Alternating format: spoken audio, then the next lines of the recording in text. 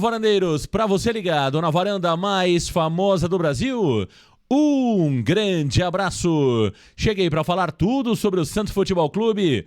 Para você que tá ligadinho no canal, muitas informações do Peixe. O Santos realiza hoje o último treinamento visando a partida contra o Bahia, amanhã, 20 horas e 30 minutos na Vila Belmiro. Você vai conhecer o provável time do Santos para esta partida. O treinador Pedro Caixinha balança no cargo do Santos. Após a declaração de Renato Gaúcho na apresentação no Fluminense, olha, o burburinho nos corredores da Vila Belmiro aumentou ainda mais. Quero falar também sobre os números do balanço de 2024. Os resultados foram negativos. O Santos teve um déficit superior a 100 milhões de reais no exercício 2024. Tudo isso e muito mais aqui no Varanda. Deixa o like, compartilha, se inscreva. Vem para a varanda mais famosa do Brasil. Meus amigos varandeiros, o Santos joga amanhã na segunda rodada do Campeonato Brasileiro. Amanhã teremos Bahia e Santos, Santos e Bahia na vila mais famosa do mundo. O jogo acontece às 20 horas e 30 minutos. Tivemos até aqui cerca de 8 mil ingressos comercializados para esta partida. E olha, a pressão sobre Pedro Caixinha realmente é forte. O treinador Renato Gaúcho, que foi contratado junto ao Fluminense, deu uma declaração, e não quis citar o nome do clube, mas deu uma declaração na sua apresentação, que teve um clube que o procurou, que disse a ele, olha, espere até domingo, porque domingo poderemos ter novidades e aí entraremos em contato contigo. O Renato optou por não esperar e acabou aceitando o convite do Fluminense, né? É o novo treinador do Fluminense substituindo o Mano Menezes. E tudo indica que esse clube era o Santos Futebol Clube, né? Tudo indica. O Renato, que quase foi contratado pelo Santos também no começo do ano, antes do Santos acertar com o treinador Pedro Caixinha, o Renato também recebeu um convite, mas optou por ficar de férias, optou por descansar e agora, mais uma vez, o Renato teria sido convidado. E é claro, né? Olha, a situação do Pedro Caixinha não é nada boa. Pelo que eu tenho de informação, a diretoria do Santos está meio que dividida, né? Existem membros da diretoria que entendem que o melhor para o Santos é buscar um novo treinador, é mudar imediatamente o comando, e tem uma outra ala da diretoria que entende que é preciso dar continuidade ao trabalho do Pedro Caixinha. Um dos que entendem que o Pedro Caixinha deve continuar é o Pedro Martins, né? O Pedro Martins, que é o CEO do Santos Futebol Clube, foi ele quem trouxe o Pedro Caixinha e confia bastante no trabalho do treinador. Algumas pessoas ligadas ao Marcelo Teixeira, tanto do Conselho Deliberativo como também do Comitê de Gestão do Santos Futebol Clube, né, do CG, estão direcionando o Marcelo Teixeira para que o presidente faça a mudança imediata do treinador. O Marcelo é um cara sempre muito cuidadoso nesta parte de mudança de treinador, né? Eu sempre costumo dizer, para quem conhece o histórico do Marcelo como presidente, sabe que ele vai até o final. Ele normalmente estica a corda quando se fala sobre permanência de treinador. Ele vai até o limite. Quando não dá mais, aí o Marcelo faz a mudança. Então, é claro que o resultado de amanhã vai ser fundamental para essa decisão. Se o Pedro Caixinha continua ou deixa o comando do Santos, se o Santos vencer a partida ou até mesmo empatar jogando bem, né? Pode acontecer de o Santos realizar uma boa partida, mas aí, numa falta de sorte, tomar um gol de empate, eu acho que nesse cenário o Pedro Caixinha fica. Agora, se o Santos jogar mal e perder a partida, eu acho que vai ficar insustentável. Aí teremos sim a demissão do Caixinha, que tem contrato até dezembro de 2026, tem multa rescisória no seu contrato, mas o Santos deve sim tomar a decisão optando pela saída do treinador Pedro Caixinha após o jogo de amanhã. Volto a dizer, em caso de resultado negativo, o Caixinha não deve continuar no cargo. Com o Renato Gaúcho empregado, aí ficam dois nomes que surgem como possibilidade forte no Santos Futebol Clube. Dorival Júnior, que recentemente deixou a seleção brasileira. É um treinador que está valorizado no mercado, por incrível que pareça, pelos trabalhos que fez recentemente no São Paulo e no Flamengo. Então, no cenário nacional, o Dorival está valorizado. Por mais que ele tenha deixado a seleção brasileira, ficou a impressão que a responsabilidade não era dele, e sim da gestão péssima da CBF com Edinaldo Rodrigues, né? Então o Dorival acabou ficando até num cenário positivo, mesmo deixando a seleção. E o segundo nome seria o Tite, né? O Tite, que tem uma relação muito boa com a família Neymar, com o Neymar e também com o César Sampaio, que é auxiliar técnico do Santos Futebol Clube. Esses dois nomes passam a ser nomes fortes em caso de saída do treinador Pedro Caixinha. Vamos aguardar o desfecho e também amanhã ali por volta das 10 horas e 30 minutos, no popular 22 horas e 30 minutos, saberemos qual será o cenário do Santos Futebol Clube para a sequência da temporada. Meus amigos varandeiros, o Santos se preparou durante toda a semana para a partida contra o Bahia. Soteldo está de volta e será titular amanhã na partida que começa às 20 horas e 30 minutos na vila mais famosa do mundo.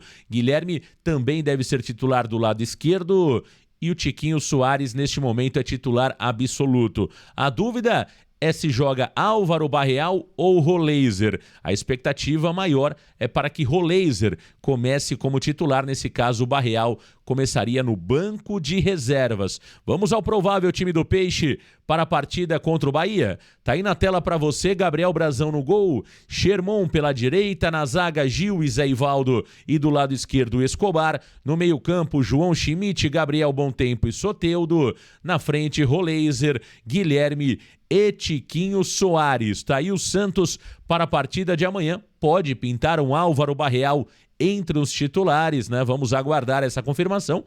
Foram feitos testes durante toda a semana. Por exemplo, o Pituca foi testado como primeiro volante no lugar do João Schmidt, mas acredito que vá o João Schmidt como titular. Um outro teste foi o Barreal aberto pela esquerda, neste caso o Guilherme no banco de reservas. Também pode pintar, mas existe uma chance mais remota de tudo isso acontecer.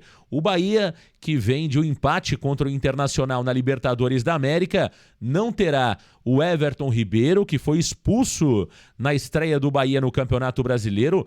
No empate contra o Corinthians em 1-1, Everton Ribeiro acabou sendo expulso nesta partida. Portanto, desfalca o Bahia no jogo de amanhã. Vamos ao provável Bahia, comandado por Rogério Ceni, que deve jogar num 4-3-3 com Ronaldo no gol, Arias pela direita, Canu, Ramos e Juba do lado esquerdo. No meio-campo, Caio Alexandre, Jean Lucas e Cauli. Na frente, Ademir, Pulga e Rodrigues. Esse é o Bahia para a partida contra o Peixe na vila mais famosa do mundo. Jogo bastante equilibrado, né? Jogo bastante equilibrado. O Santos está pressionado porque, claro, vem de uma derrota na estreia contra o Vasco da Gama, onde o Santos fez um péssimo segundo tempo. Existe toda a pressão envolvendo o treinador Pedro Caixinha. Vamos ver como vai se comportar emocionalmente esse time do Santos. É importante que o torcedor do Santos amanhã que for a Vila Belmiro, né, ele realmente empurre o Santos para a vitória.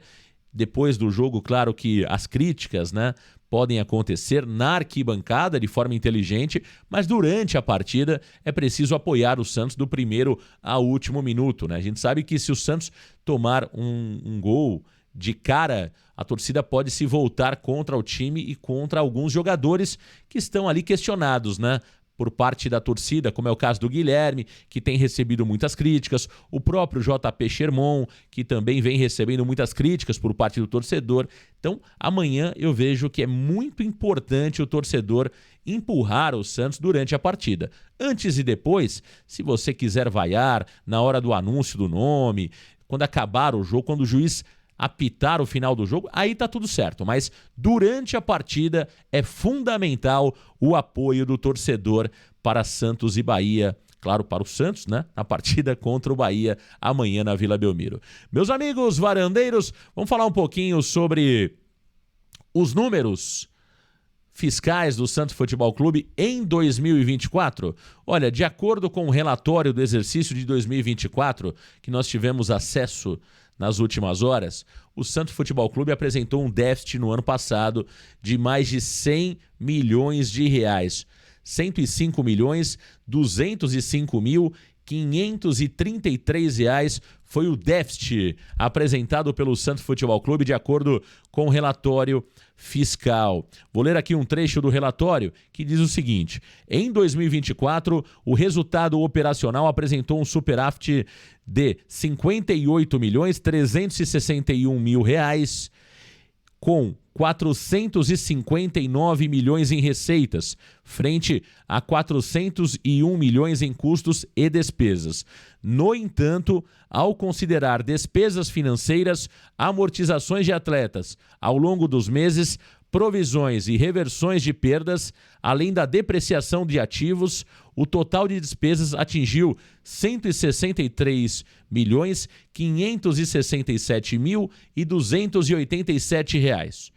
Como resultado, o período encerrou com um déficit contábil de 105.205.533 reais, né? Vale ressaltar que o orçamento foi planejado para a Série A, sem prever o impacto do rebaixamento. Tá aí, portanto, os números do Santos em 2024. O Santos com um déficit superior a 100 milhões de reais, o que é um resultado financeiro muito ruim, no meu entendimento, né? O presidente Marcelo Teixeira, claro que teve muitas dificuldades o ano passado, assumindo o Santos somente com 2 competições pela frente, Campeonato Paulista e também o Campeonato Brasileiro da Série B. Herdou uma folha de pagamento bastante alta do presidente Andrés Rueda, né? A folha de pagamento do Santos era uma folha bastante alta, com alguns jogadores ali que custavam muito ao clube, mas de qualquer forma o Marcelo vendeu no começo do ano que tinha feito uma grande redução na folha de pagamento, que o Santos não teria, né, uma gestão financeira irresponsável, pelo contrário, né, pregou muito isso, mas os números comprovam o inverso. Não vou dizer que foi irresponsável, mas ficou longe de ser uma gestão boa na parte financeira, né? Ficou claro que essa austeridade financeira que o Marcelo tem dito e pregado aí nas entrevistas que concede, ela não aconteceu. Quando você tem um déficit superior a 100 milhões de reais, não houve austeridade financeira nenhuma. É preciso destacar isso, né? É claro que o cenário era muito complicado, é preciso destacar isso, né? Ninguém é inocente ao ponto de entender que o Rueda deixou o Santos em boas condições. Não, deixou o Santos com um time muito ruim e com uma folha de pagamento absurda. Então o Marcelo teve ali que fazer algumas manobras, né, para que de fato o Santos pudesse ser competitivo na Série B, montando um novo elenco, emprestando alguns jogadores e pagando parte desses salários, vendendo outros atletas também, né? Que normalmente talvez se o Santos ficasse na Série A não teriam sido negociados, como é o caso do próprio Jean Lucas. Enfim, algumas situações tiveram que ser feitas pela diretoria do Santos Futebol Clube em 2024. Agora, o resultado foi muito ruim. E é claro que preocupa o torcedor do Santos, porque o que estamos presenciando e percebendo é que a dívida do Santos Futebol Clube está aumentando. O Rueda deixou uma dívida na casa dos 700 milhões de reais e hoje a dívida do Santos já deve superar os 800 milhões de reais. Isso é muito preocupante, porque estamos aumentando o passivo do clube. É isso, meus amigos varandeiros. Um grande abraço para todos vocês. Valeu, galera. Grande abraço. Tchau.